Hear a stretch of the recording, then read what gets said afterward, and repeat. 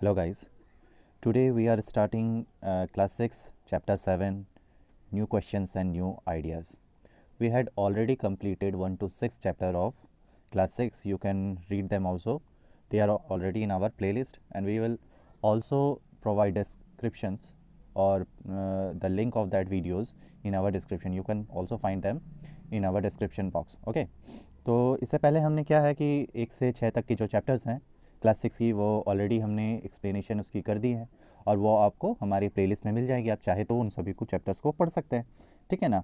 Playlist बनाई हुई है, वहाँ जाके आप आराम से इजीली उन्हें पढ़ सकते हैं और उसकी जो वीडियोस की लिंक्स है वो मैं डिस्क्रिप्शन बॉक्स में भी प्रोवाइड कर दूँगा। और इसके साथ ही साथ आप हमारे चैनल को सब्सक्राइब कर ले जैसे कि जिससे कि आपको रेगुलर नोटिफिकेशन मिल जाए जब भी चैप्टर्स अपलोड हो। ओके, तो shall we start today's chapter. Okay, chapter 7 जो है हमारा है वो new questions and new ideas. कुछ ऐसे सवाल हैं, कुछ ऐसी आइडियाज़ हैं या कुछ ऐसे तर्क हैं जो कि हमारे देश के लिए, हमारे कल्चर के लिए उस समय बहुत ही न्यू थे। न्यू मतलब बहुत ही नए थे, पर हमारे जो समाज ने, हमारी सोसाइटी ने इन सभी तर्कों को, इन सभी रीति रिवाजों को किस तरह से अपनाया, इन सभी विचारों को किस तरह से अपनाया, इन सभी चीज़ों के बारे में ही हम थोड़ा बहुत समझने का प्रयास करेंगे, समझने की कोशिश करेंगे। Okay, Agna's school trip. Agna का एक स्कूल ट्रिप है, ठीक है। वो कहाँ जा रही है, क्या कर रही है, ये बात देखते हैं। दिस वॉज फर्स्ट टाइम अगना was going on a school trip. ये पहली बार थी जब अगना जो है अपनी स्कूल की तरफ से एक ट्रिप में जा रही थी। आप सभी बच्चों ने कभी ना कभी स्कूल की ट्रिप में गए होंगे, कहीं घूमने, पिकनिक करने या किसी और वजह से कहीं ना कहीं गए होंगे। उसी तरफ से अगना भी स्कूल की ट्रिप में जा रही है। दे bordered the train from Pune इन महाराष्ट्र। महाराष्ट्र के पुणे शहर से ये ट्रेन बोर्ड करते हैं। ट्रेन बोर्ड करना मतलब ट्रेन पे चढ़ते हैं, ठीक है। लेट एट नाइट, रात को चढ़ते हैं। To go all way to the Varanasi in Uttar Pradesh. और वो कहाँ जा रहे हैं भाई? वाराणसी। वाराणसी कहाँ है? उत्तर प्रदेश में, वहाँ जा रही है। उसकी मदर जो है वो उसको यहाँ पे छोड़ने ही आई है, स्टेशन में ड्रॉप करने आई है। तो she told the teacher do tell the childrens about the Buddha and take them to the Sarnath as well. उसकी जो मदर है उसके टीचर्स को ये कहते हैं कि आप इनको, बच्चों को बुद्धा के बारे में ज़रूर बताना और साथ ही साथ आप इन्हें सारनाथ ज़रूर लेके जाना। तो सारनाथ क्या है भाई, क्यों है, बुद्धा कौन थे, नहीं है, थोड़ा बहुत आप जानते हैं। इस चैप्टर में हम थोड़ा बहुत और जानकारी लेने की कोशिश करते हैं। चलिए आगे चलते हैं भाई। द स्टोरी ऑफ बुद्धा, यहाँ से हमारी बुद्धा की स्टोरी स्टार्ट होती है। Siddhartha also known as Gautama the founder of Buddhism was born about 2500 years ago. Buddha को आप सिद्धार्थ के नाम से भी जानते हैं, सिद्धार्थ को गौतम के नाम से भी जानते हैं, ठीक है। और वो ही थे जिन्होंने बुद्धिज़्म रिलीजन को, बुद्ध रिलीजन की स्थापना की, ठीक है ना। तो वॉज बॉर्न अबाउट 2500 साल पहले, मतलब करीब करीब 2500 साल पहले इस धर्म की स्थापना हुई, ठीक है। This was the time of rapid changes in the lives of people. ये वो समय था जबकि हमारे पूरे जीवन में, हमारे पूरे पूरे पूरे पूरे जो क्या कह सकते हैं उपमहाद्वीप में बहुत सारे तरह के परिवर्तन आ रहे थे। परिवर्तन किस तरह के, वो भी समझने की कोशिश करेंगे। इससे पहले हमने चैप्टर 6 जो पढ़ा था उसमें some kings in the Mahajanapadas were going more powerful. इसके पहले जो हमने चैप्टर 6 में पढ़ा था कि भाई कुछ जो किंग थे महाजनपद में वो बहुत ज़्यादा पावरफुल हो गए थे, ठीक है, मतलब कि बहुत ज़्यादा शक्तिशाली हो रहे थे। वो क्यों थे, कैसे थे, किस लिए थे, इन सभी चीज़ों के बारे में हम थोड़ा बहुत समझते हैं। न्यू सिटीज़ वेयर डेवलपिंग, ठीक है। बहुत सारे ऐसे नए नए शहर थे जो कि डेवलप हो रहे थे। डेवलप मीन्स कि बहुत ज़्यादा विकसित हो रहे थे। जैसे ही इससे पहले वाले चैप्टर में हमने जनपद और महाजनपद के बारे में पढ़ा ना, उसके बारे में अगर डिटेल जानना है कि भाई जनपद क्या होता है, महाजनपद क्या होता है, आप इसलिए पिछले वाली जो चैप्टर है चैप्टर 6 वहाँ जाके आप लेक्चर में देख सकते हैं, सुन सकते हैं, ठीक है ना। आपको आइडिया हो जाएगा कि भाई जनपद क्या है, महाजनपद क्या है, ठीक है। आप चाहे तो प्लेलिस्ट में जो चैप्टर 6 की जो वीडियो है उसको चेक कर लीजिए, या तो मैं डिस्क्रिप्शन में भी चैप्टर की जो लिंक है वो प्रोवाइड कर दूंगा, ठीक है। तो आगे चलते हैं, चलिए। नई नई सिटीज़ डेवलप हो रही थी, उनका विकास हो रहा था और many thinkers were trying to understand these changes in our society. इसके साथ ही साथ बहुत सारे जो थिंकर्स हैं, बहुत सारे जो बुद्धिजीवी वर्ग हैं, ये जो सभी प्रकार के जो चेंजेस आ रहे थे, ये जो सभी प्रकार के जो परिवर्तन आ रहे थे, इनको समझने का प्रयास कर रहे थे, ठीक है। They also wanted to try and find out the true meaning of life. इसके साथ ही साथ बहुत सारे ऐसे बुद्धिजीवी थे या बहुत सारे ऐसे लोग थे जिनके मन में ये ख्याल आया कि भाई जो जीवन है, जीवन का महत्व क्या है, जीवन का असल मतलब क्या है, ठीक है। ये सारी चीज़ों को समझने का प्रयास कर रहे थे, ठीक है। इसके बाद आगे चलते हैं, देखिए। The Buddha belong to a small gana known as Shakyagana. Gana के बारे में भी हमने पिछले चैप्टर में पढ़ा था। गन मैं फिर भी बता देता हूँ। गन क्या होता है कि छोटा छोटा, जैसे कि हमारे सोसाइटी में ही बहुत सारे क्या होते हैं कि भाई जाति व्यवस्था होती है ना, उसी तरह जो वज्जी किंगडम था, वज्जी किंगडम में छोटे छोटे गन जो थे वो इस तरह का गवर्नमेंट चलाते वज्जी किंगडम में, जिससे कि वहाँ पे पूरी राज्य व्यवस्था चलती थी। इसी तरह से जो बुद्ध थे, गौतम थे या सिद्धार्थ बोल लीजिए, कुछ भी नाम बोल लीजिए, वो शाक्य गण से इनका नाता था। शाक्य गण के ये मेंबर थे, ठीक है। वॉज अ क्षत्रिय, और ये क्षत्रिय धर्म थे, मतलब ये क्षत्रिय जाति से आते थे, ठीक है। When he was young man, जब वो छोटे थे, he left the comfort of his home, ठीक है। उन्होंने अपना जो भी उनके पास सुख संपत्ति थी या सुख संपदा थी, उन सभी चीज़ों को उन्होंने त्याग दिया। इन सर्च ऑफ नॉलेज, मतलब कि ज्ञान की तलाश में, या उनके जीवन का जो उद्देश्य क्या है, इन सभी चीज़ों को पता लगाने के लिए उन्होंने अपनी सारी सुख सुविधाएं उन्होंने त्याग दी और वो निकल पड़े भाई ये उनके ज्ञान की तलाश के पीछे, ठीक है। ही वॉन्डर्ड फॉर सेवरल ईयर्स, वो एक जगह से दूसरे जगह सालों साल घूमते रहे, meeting and holding discussions with other thinkers, जहाँ जहाँ गए वो अलग अलग जगह मीटिंग करते रहे, बहुत सारी डिस्कशंस किए, ठीक है। He finally decided to find his own path और टू रियलाइजेशन, ठीक है। उन्होंने एट लास्ट ये डिसाइड किया, ये फाइनली उनको पता चली कि भाई, उनको ये रियलाइज़ हुआ कि meditation for days and under the people tree at the बोध गया इन बिहार, ठीक है। लास्ट वो क्या किए, एक जगह से दूसरे जगह जाते रहे, एक जगह से दूसरे जगह भटकते रहे, ज्ञान की तलाश में, भाई जीवन का असल मतलब क्या होता है। और एट लास्ट वो एक जगह गए बोध गया में, और वहाँ पे क्या गए कि भाई उन्होंने एक तरह की समाधि ले ली। एक तरह से उन्होंने क्या करने लगे कि भाई हम बहुत दिन तक यज्ञ करते हैं या बहुत दिन तक समाधि लेके ध्यान मग्न हो जाते हैं ना, इसी तरह से पीपल के एक पेड़ के नीचे वो बैठ गए और वो एक तरह से तप करने लगे, भाई किस तरह से उनको ज्ञान की प्राप्ति हो जाए।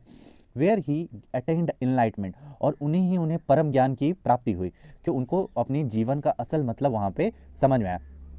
After that he was known as Buddha और अ वाइज मैन, और इसी के बाद जब उन्हें ये जो परम ज्ञान का ज्ञान उन्हें मिला, उनकी इनलाइटमेंट हो गई, तो इसी के बाद गौतम को ही बुद्धा के नाम से जाना जाने लगा। बुद्धा या तो बोल सकते हैं वाइज मैन, मतलब कि एक जो शुद्ध इंसान कह सकते हैं, शुद्ध प्राणी कह सकते हैं, जिसके पास जो है जीवन का असल मतलब उसे जिसे पता चल जाए, क्या करना चाहिए नहीं करना चाहिए, ये बात उसे पता चल गई। ही देन वेंट टू सारनाथ, इसके बाद वो कहाँ गया भाई, सारनाथ गया, नियर वाराणसी। वाराणसी के पास ही सारनाथ है, वहाँ गया वो। Where he taught for the first time, वहाँ पे उसने पहली बार वहाँ पे क्या दिया कि एक तरह से टॉट टॉट मतलब कि एक तरह से कह सकते हैं कि सभी को संबोधित किया सबसे पहली बार। He spend the rest of his life travelling on foot, वो अपने पैदल ही एक जगह से दूसरे जगह अपने सारे जीवन भर एक जगह से दूसरे जगह जाता रहा। Going from places to places, एक जगह से दूसरे जगह वो ट्रेवल करता रहा। Teaching people till he passes away in the Kushinagar, जब तक कि उसकी मृत्यु नहीं होगी कुशीनगर में, तब तक वो एक जगह से दूसरे जगह जाता रहा, और वो जो भी उसके पास योगी ज्ञान थे, सिद्धार्थ के पास, हमारे गौतम बुद्ध के पास, वो अपनी ज्ञान को बांटते रहे। और उनका जो देहावसान है, मतलब कि उनकी जो मृत्यु है, वो कहाँ पे होती है, कुशीनगर में। कुशीनगर भी उत्तर प्रदेश में ही है, ठीक है। आगे चलते देखिए। हाँ, the Buddha taught that life is full of suffering and unhappiness, Buddha ने सभी को जो शिक्षा दी उसमें ये बात उन्होंने बताई कि हमारा जो लाइफ है, हमारा जो जीवन है, उसमें बहुत सारी सफरिंग है, बहुत सारी अनहैप्पीनेस है।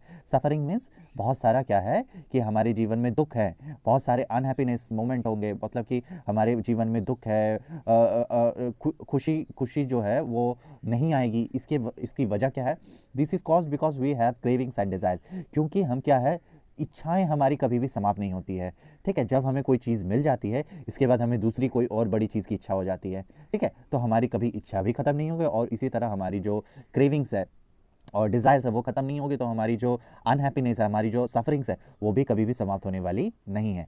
Sometimes even if we get what we want, जब भी हमें कोई चीज़ मिल जाती है, जिस चीज़ की हमने इच्छा की है, जब वो हमें मिल जाती है, तो the Buddha describes this as a thirst, तो हमें क्या है कि और ज़्यादा चीज़ें पाने की लालसा होने लगती है, हमारे मतलब कि हमारी जो इच्छाएं हैं वो कभी पूर्ण नहीं होती है, ठीक है ना।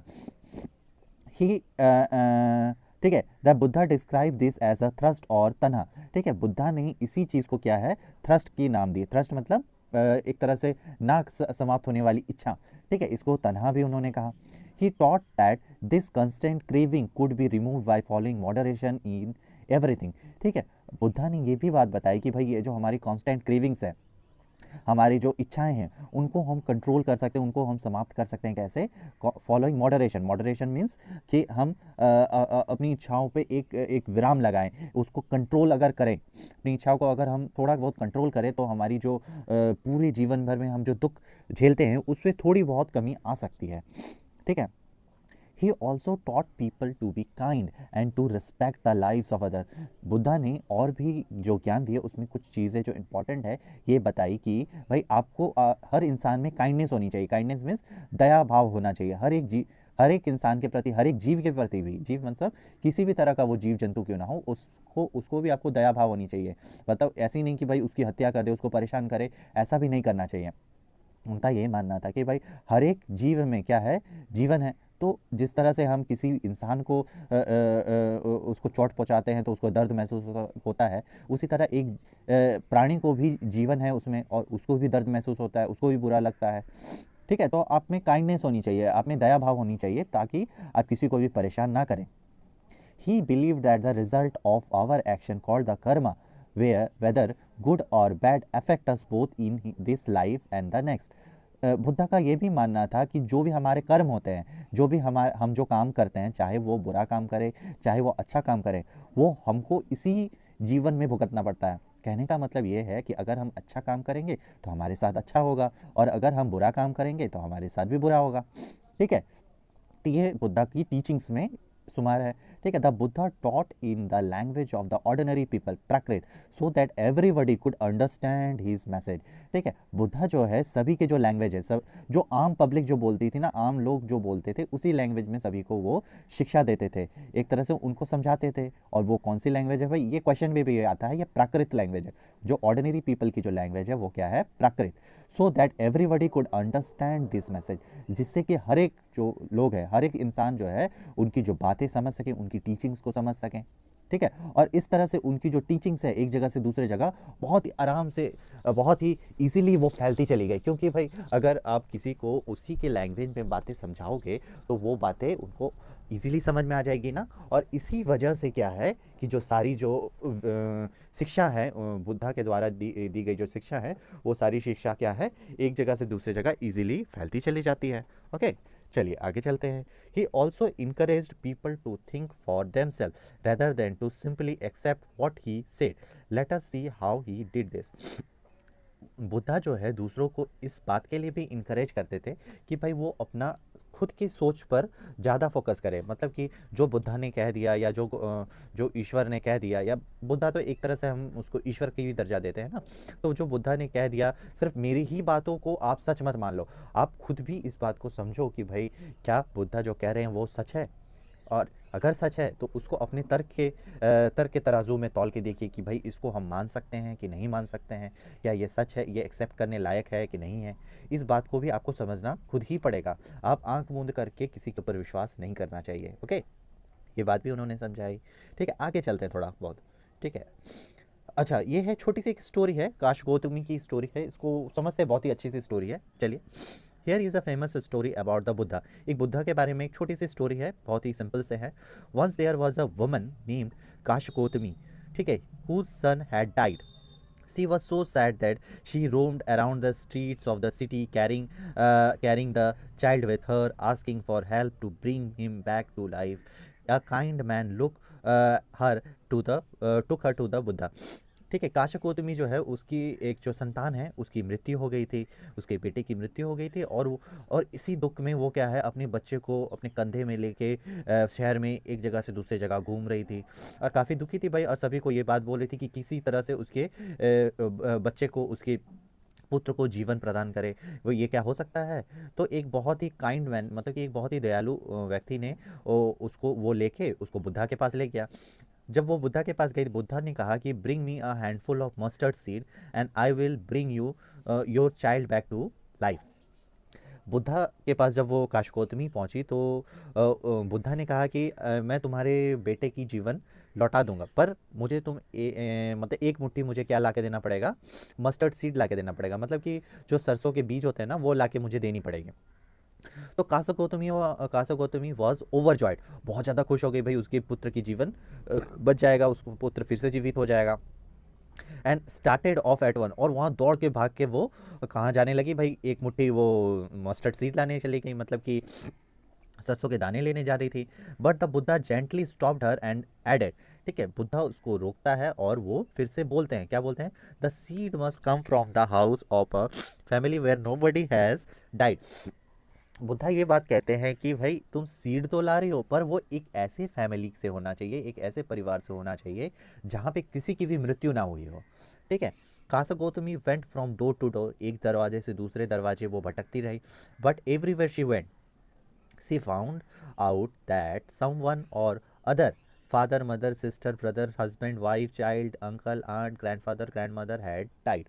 मतलब जिस भी परिवार में गई, जिस भी घर में जाती है, तो उसे ये बात समझ में ये बात पता चलती है भाई उस परिवार में या तो माता का, या तो पिता का, या तो पुत्र का, या तो पुत्री का, या तो किसी के पत्नी का, या तो किसी के हस्बैंड का, हस्बैंड मीन्स पति का, या तो किसी के मतलब चाचा का, या तो चाची का, या तो किसी के ग्रैंडफादर मतलब कि दादा दादी नाना नानी, किसी के भी डेथ हुआ ही है। ऐसा कोई भी परिवार उसको नहीं मिला कि भाई जिसकी मृत्यु ना हुई है, ठीक है। तो एक छोटा सा स्टोरी है, इससे यही बात समझ में आ रही है कि भाई जन्म और मृत्यु ये अटल है, ये कोई भी नहीं रोक सकता, चाहे वो कितना भी शक्तिशाली व्यक्ति पुरुष क्यों ना हो, ठीक है। मृत्यु और जीवन जो है ईश्वर के हाथ में है, ठीक है, ये बात उसको समझ में आई। इसके बाद हम उपनिषदों के बारे में थोड़ा बहुत समझने का प्रयास करते हैं। Around the time that the Buddha was preaching, and perhaps a little earlier, other thinkers also tried to find answers to difficult questions।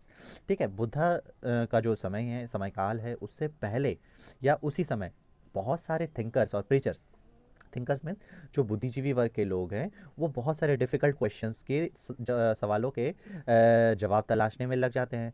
Some of them wanted to know about the life after death. बहुत सारे लोगों का ये सवाल था कि भाई इंसान की मृत्यु के बाद उसका क्या होता है, ठीक है। Other wanted to know why sacrifices should be perform.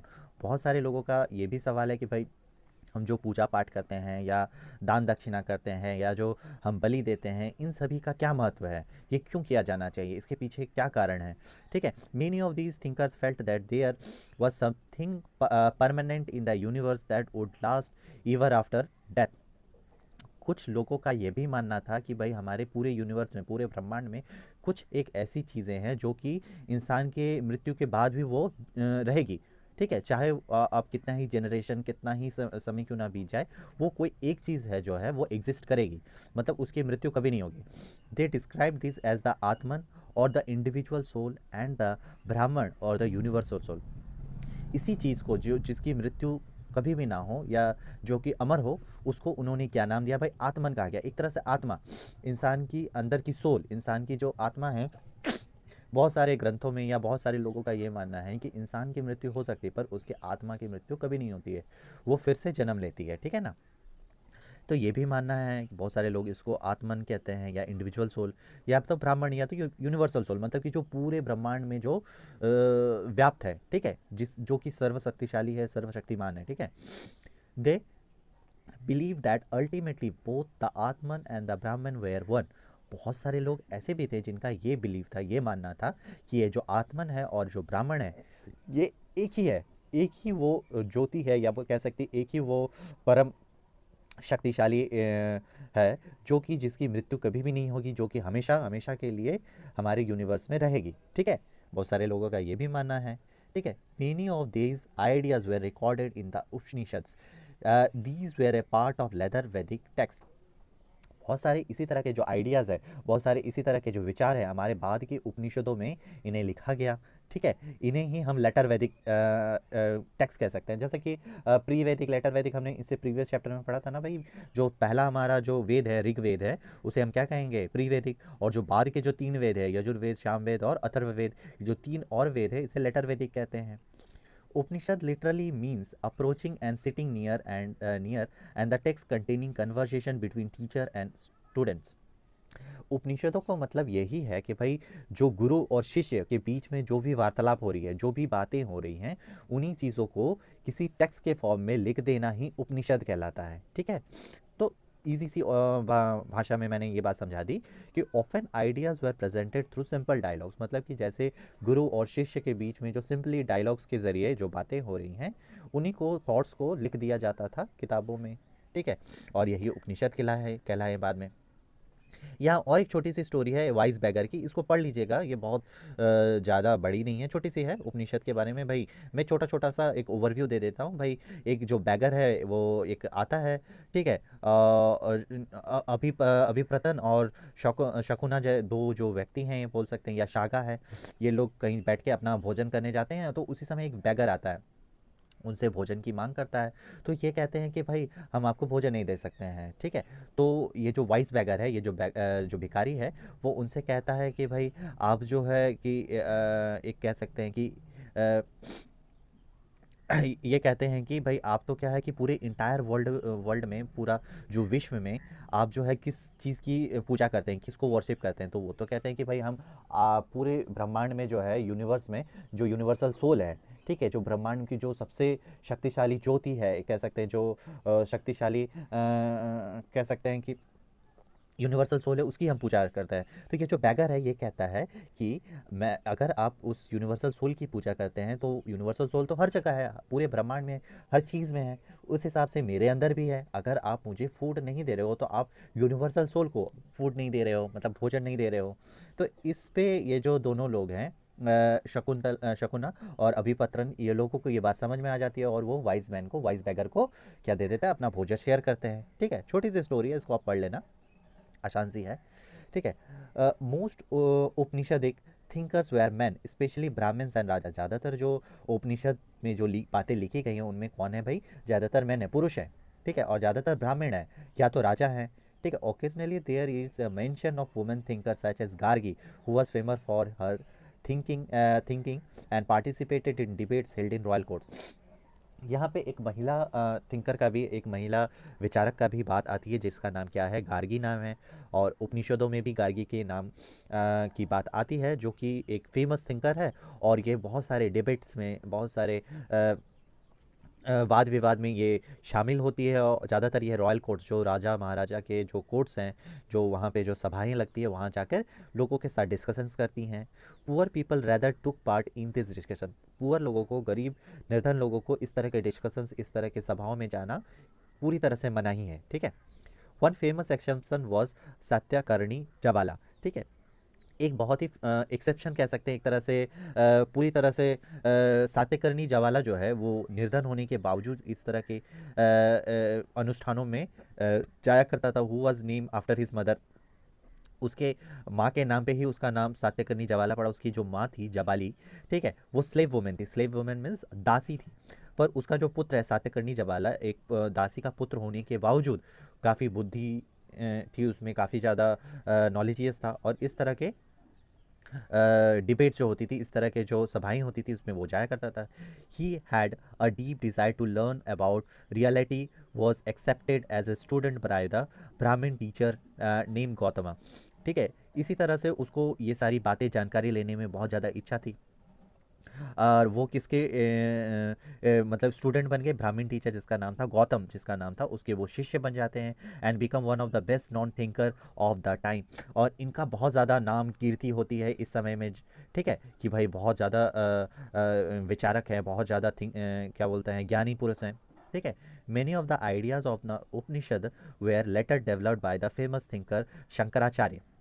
बाद में बहुत सारे ऐसे भी आइडियाज़ है उपनिषदों के, जिसको कि हमारे शंकराचार्य जो हुए, उन्होंने डेवलप किया, उन्होंने इसकी पूरी तरह से इनको किताबों में या लिखा, ठीक है, एक तरह से कह सकते हैं। About whom you have read in class, इसके बाद के चैप्टर में हम पढ़ेंगे उसके बारे में, ठीक है।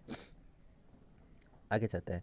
पाणिनि के द्वारा ग्रामर जो है वो उसकी रचना हुई, ठीक है, थोड़ा सा हम पढ़ लेते हैं ये भी। This was also the time when the scholars were at work, ठीक है। जो हमारे जो बहुत सारे स्कॉलर्स है, स्कॉलर्स मतलब बुद्धिजीवी जो हैं, वो अलग अलग तरह का काम कर रहे थे। One of the most famous was Panini.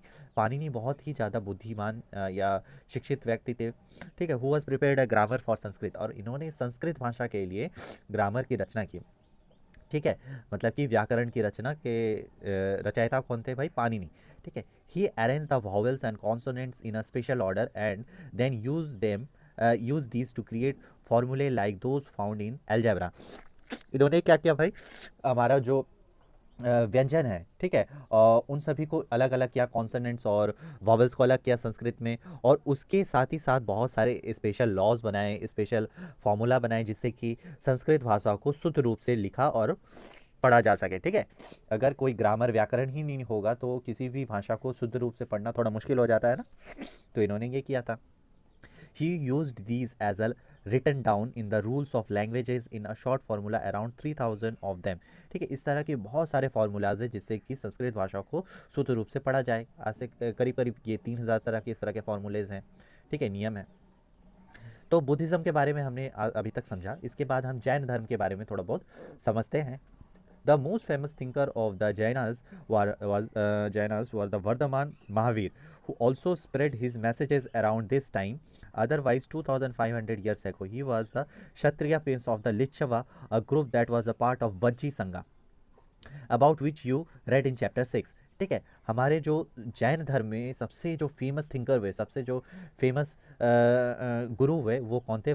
Mahavir Varthaman, या वर्धमान महावीर कह सकते हैं, जो महावीर भगवान कहते हैं ना। तो उनकी क्या है, जन्म को हम महावीर जयंती के नाम से भी मनाते हैं। आज से करीब करीब 2500 वर्ष पूर्व इनका जन्म हुआ। क्या थे भाई? लिच्छवा ग्रुप के, लिच्छवा डायनेस्टी के ये प्रिंस थे, ठीक है, क्षत्रिय प्रिंस थे, मतलब राजकुमार थे, क्षत्रिय राजकुमार थे, और वजी संघ में इनका जन्म हुआ, ठीक है। At the age of 30 he left home and went to live in the forest. करीब करीब 30 वर्ष की आयु में इन्होंने अपनी पूरे जो सुख संपत्ति है वो सारी चीज़ें उन्होंने त्याग दी, और वो कहाँ चले गए भाई? फॉरेस्ट चले गए, मतलब वो वन में चले गए। For 12 years he led a hard and lonely life. करीब करीब 12 वर्षों तक उन्होंने बहुत ही कठिन जीवन उन्होंने जिया, ठीक है, और एक एकांत में रहे। At the end of which he attend enlightenment. बहुत बाद में उनको क्या हुई? ज्ञान की प्राप्ति होती है। ही टॉट अ सिंपल डॉक्टरीन, और उन्होंने सिंपली कुछ बातें बताई।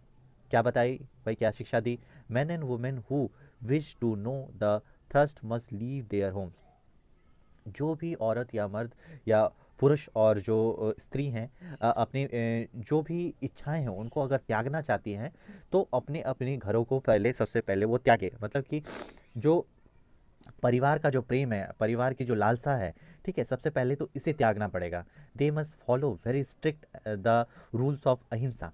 और सबसे जो दूसरी इंपॉर्टेंट बात है कि स्ट्रिक्ट रूल ऑफ अहिंसा को फॉलो करना पड़ेगा। मतलब कि आपको अहिंसक होना पड़ेगा। किसी के ऊपर आप क्या बोलते हैं, बल का प्रयोग नहीं कर सकते, किसी से किसी को मार पीट नहीं सकते हैं, ठीक है, मतलब पूरी तरह से अहिंसक होना पड़ेगा। विच मीन्स नॉट हर्टिंग और किलिंग लिविंग बींग, मतलब किसी भी जीव जंतु पर आप अत्याचार नहीं कर सकते, उसको मार नहीं सकते हैं। All beings said Mahavira long to live to all things life to dear. Ordinary people could understand the teaching of Mahavir and his followers because they use Prakrit। जो ऑर्डिनरी लोग हैं, जो एकदम कॉमन पीपल है, महावीर भगवान की जो बातें हैं उनको समझ किस तरह से समझे? क्योंकि उनकी जो टीचिंग्स थी, उनकी जो विचार थे, वो कैसे थे भाई? प्राकृत भाषा में थे। तो उनकी जो भी शिक्षा होती थी वो कॉमन लोगों के लिए होती थी, used in different parts of the country. और वो अपना जो विचार है वो देश के अलग अलग क्षेत्रों में वो एक जगह से दूसरे जगह जाके अपनी बातें को बताया करते थे। इसका बहुत ही आसान सा उदाहरण ये है कि the Prakrit spoken in Magadh was known as Magdhi.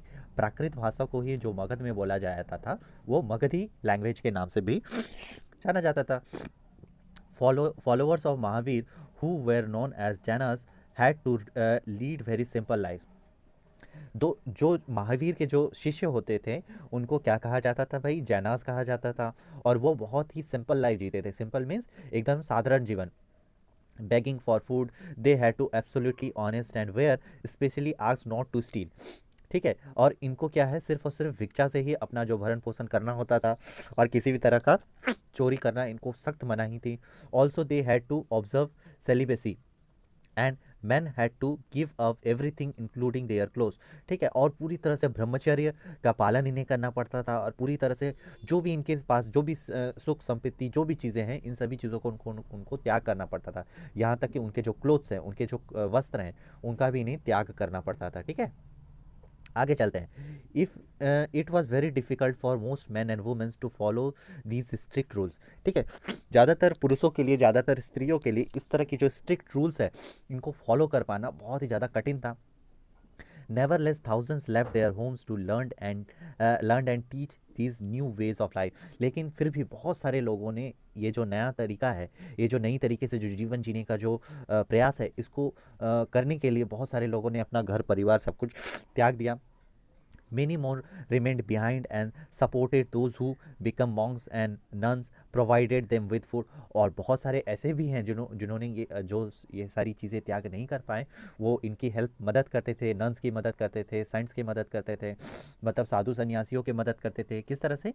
भोजन या और सारी चीज़ें उनको देकर।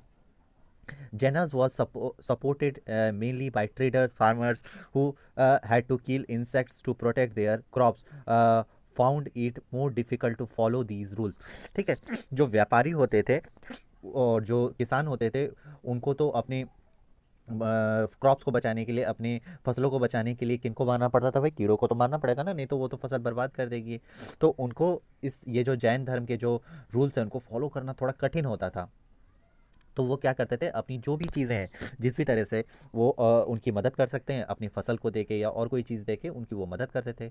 Over hundreds of years Jainism spread to the different parts of the north India. हमारे उत्तर भारत में जैन जो धर्म है उसकी बहुत ज़्यादा प्रचार प्रसार हुआ। एंड टू द गुजरात, और इसी के साथ साथ गुजरात के जो क्षेत्र हैं, तमिलनाडु और कर्नाटक के जो क्षेत्र हैं, इन सभी क्षेत्रों में भी जैन धर्म का बहुत ज़्यादा प्रचार प्रसार हुआ। The teachings of the Mahavira and his followers were transmitted orally for several centuries. जो महावीर के जो टीचिंग्स थे, उनकी जो भी शिक्षा थी, वो सिर्फ ओरली ही एक जगह से दूसरे जगह सुनाई जाती थी। मतलब कि उस समय किताबें तो होती नहीं थी कि भाई इनकी जो शिक्षा है उनको हम पढ़ लें। तो इनके जो भी फॉलोअर्स हुआ करते थे, इनके जो भी शिष्य हुआ करते थे, महावीर के जो भी वाक्य होते थे, महावीर के जो भी शिक्षा होती थी, वो लोगों को सुनाते थे। जो लोग उन शिक्षा को सुन के, उन सारी ज्ञान को सुन के वो दूसरों को सुनाते थे। इसी तरह से ये जो शिक्षा है वो एक जगह से दूसरे जगह फैलती चली गई। They were written down in the form in which they were presently available at a place called Vailabhi in Gujarat about 1500 years ago.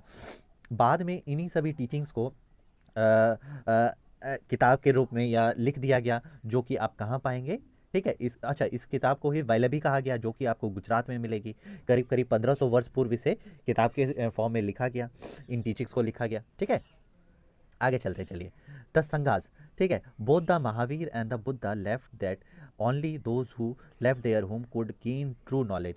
ठीक है, महावीर और बुद्ध के जीवन को जब हम पढ़ते हैं तो ये बात हमको समझ में आती है कि इनको नॉलेज की प्राप्ति, इनको जो ज्ञान की प्राप्ति तभी हुई जब इन्होंने अपना सुख संपत्ति, अपना परिवार, सब कुछ उन्होंने जब त्याग दिया।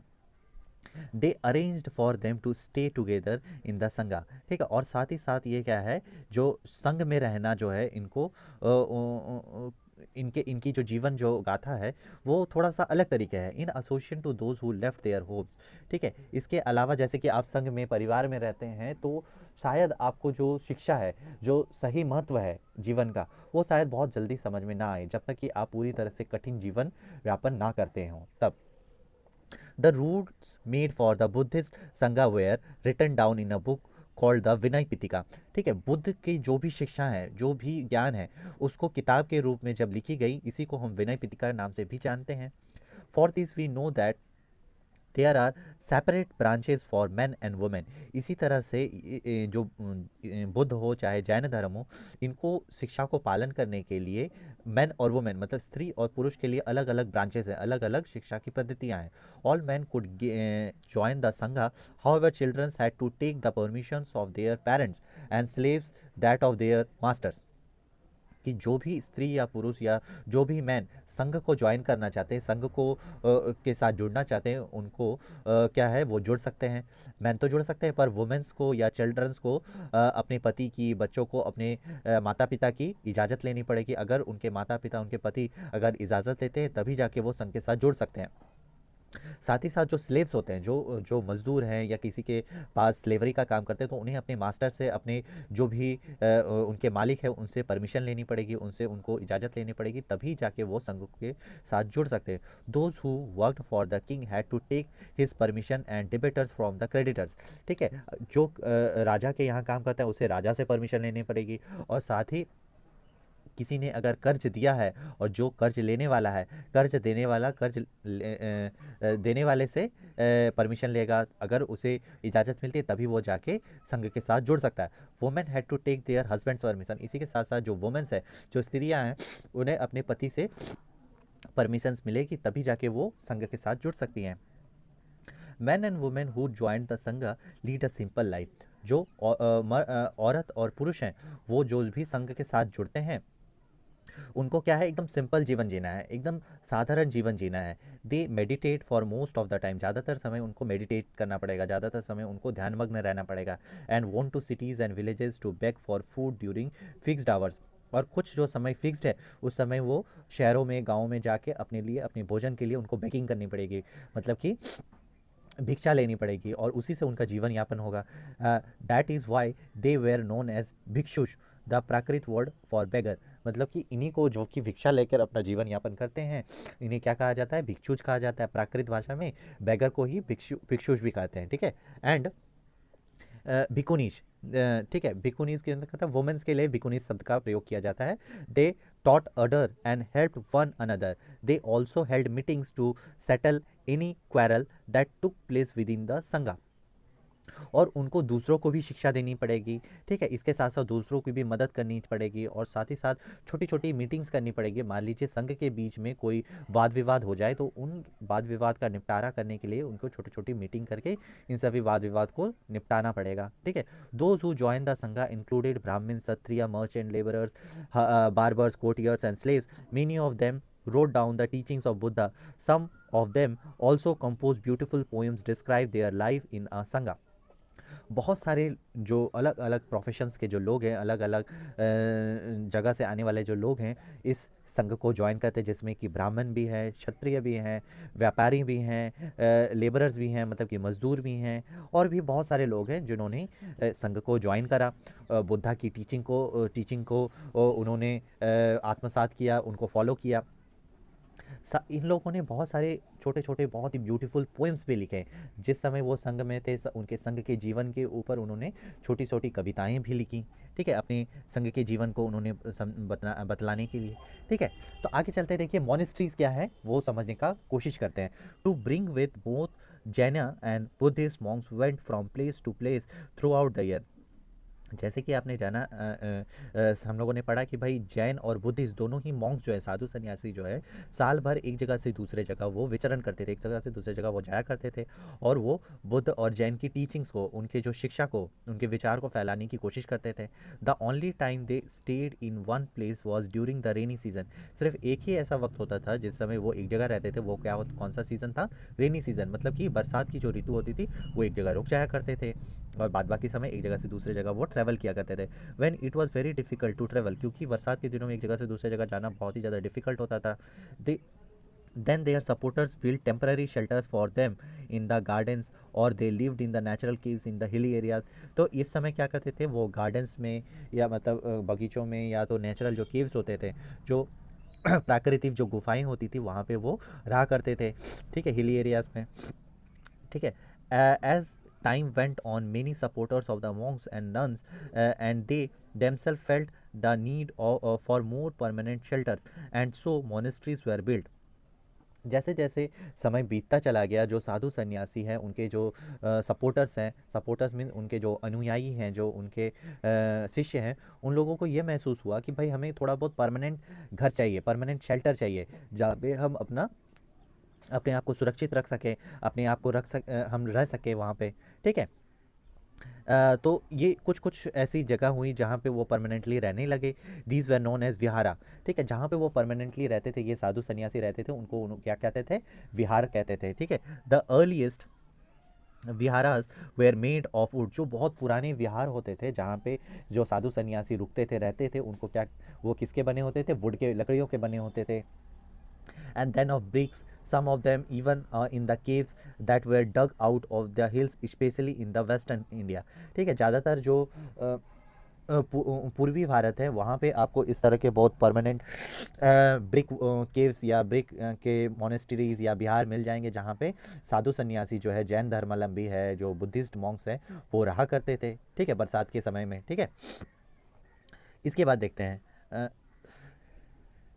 तो बुद्धिस्ट टेक्स्ट के बारे में थोड़ा बहुत जान लेते हैं। Just as the waters of the river lose their name and separateness when they flow into the mighty ocean, so the varna and the ranks and the family forgotten when the followers of Buddha join the order of monks।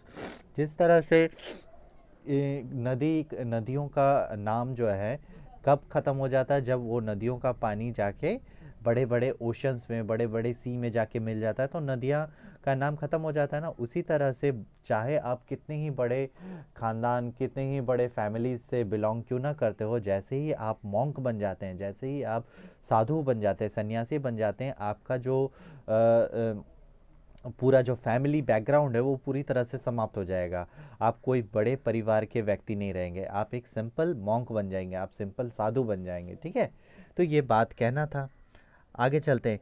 Even often the land on which the viharas were built was donated by rich merchant और the land owners और the king.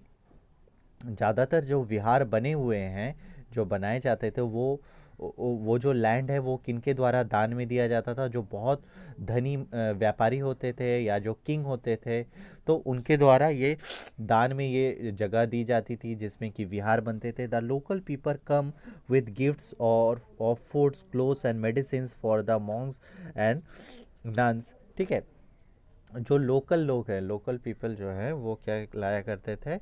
जो gifts लाया करते थे, clothes लाया करते थे, medicines लाया करते थे मॉन्क्स के लिए। In return they taught the people over the centuries. इसके अलावा क्या है, जो नन्स है, साधु सन्यासी है, वो क्या करते हैं? सेंचुरीज मतलब कि बहुत सालों से वो लोग इनको शिक्षा दिया करते थे। Buddhism spread to many parts of the subcontinent and beyond. ठीक है, इसी के साथ साथ क्या है, बुद्धिज़्म जो है वो अलग अलग क्षेत्रों में फैलती चली गई। You will learn about this in the chapter 10। इसके बारे में हम चैप्टर 10 में भी पढ़ेंगे। ठीक है, द सिस्टम ऑफ आश्रमास। ठीक है, आश्रम्स के बारे में ठीक है देख लेते हैं। ठीक है, around the time when Jainism and Buddhism was become popular, ठीक है, ब्राह्मण डेवलप द सिस्टम ऑफ आश्रम। ठीक है, तो जिस समय जैनिज़्म या बुद्धिज़्म डेवलप किया या स्प्रेड किया, तो बहुत सारे ब्राह्मणों ने क्या किया कि जीवन को आश्रमों में बांटा, आश्रमों में डिवाइड किया। ठीक है, the word ashram does not mean the place where people live and meditate. ठीक है, यहाँ पे आश्रम का मतलब ये नहीं है कि जहाँ पे लोग मेडिटेट करें, जहाँ पे वो लोग रहे। ठीक है, तो it was instead mean the stages of life. ठीक है, इसका आश्रम का मतलब यही हुआ, जो जीवन का जो अलग अलग स्टेजेस है, जीवन का जो अलग अलग भागों में बांटा गया है, उसको डिविजन्स को हम यहाँ पे देखेंगे। ठीक है, 4 आश्रम्स वेर रिकॉग्नाइज। यहाँ पे 4 आश्रम्स बताए गए हैं, जिसमें कि है पहला जो है वो है ब्रह्मचर्य है, दूसरा गृहस्थ है, तीसरा जो है वानप्रस्थ है, और चौथा जो है सन्यासी जीवन है। तो इसका जो है अलग अलग स्टेजेस में बांटा गया है। इसको हम थोड़ा फास्टली हम बता देते हैं। ब्रह्मचर्य जो है, सबसे पहले क्या है कि आपको अपने आपको सबसे जीवन का जो पहला भाग है उसमें आपको ब्रह्मचर्य का पालन करना पड़ेगा। ब्रह्मचर्य मतलब पूरी तरह से आपको ब्रह्मचर्य रहना पड़ेगा, आपको किसी स्त्री के साथ संबंध नहीं रखना है। ठीक है, इस तरह से जीवन यापन करना पड़ेगा। बाद का जो जीवन है, ठीक है, उसमें आपको गृहस्थ जीवन का भी पालन करना पड़ेगा। गृहस्थ मतलब कि आपको परिवार बनाना पड़ेगा। ठीक है, दूसरा है वानप्रस्थ। वानप्रस्थ मतलब कि आपको सभी चीज़ें त्याग के आपको सन्यासी जीवन जीना पड़ेगा। और दूसरा है लास्ट आपका जो है सन्यासी जीवन है। सन्यासी जीवन मतलब क्या है कि आपको हर एक चीज़ का जो भी आपके जीवन में सुख सुविधाएं हैं, उन सभी चीज़ों का त्याग करना पड़ेगा। यही वो 4 आश्रम्स हैं जिसके बारे में आपको जानना चाहिए। ठीक है, इससे छोटे बहुत क्वेश्चंस आते हैं, ये आप देख लेना, इजी ही है। ठीक है, आगे चलते हैं, चलिए। बस इतनी ही सारी चीज़ें हैं और कुछ है नहीं यहाँ पे। उसके बाद क्वेश्चन आंसर्स आ जाते हैं, इन सभी क्वेश्चन आंसर्स को आप करना, बनाना।